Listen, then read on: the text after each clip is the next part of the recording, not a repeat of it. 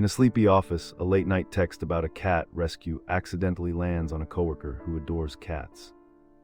The reply spirals from confusion to laughter as the sender realizes the message was misdirected to someone who cannot ignore feline drama.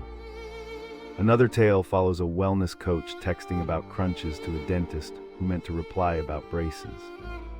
A birthday wish for a friend becomes a prank by error until the room fills with surprised smiles and apologies. These true misfires remind viewers to double-check numbers, because laughter then friendship can bloom from the fiercest mix-ups.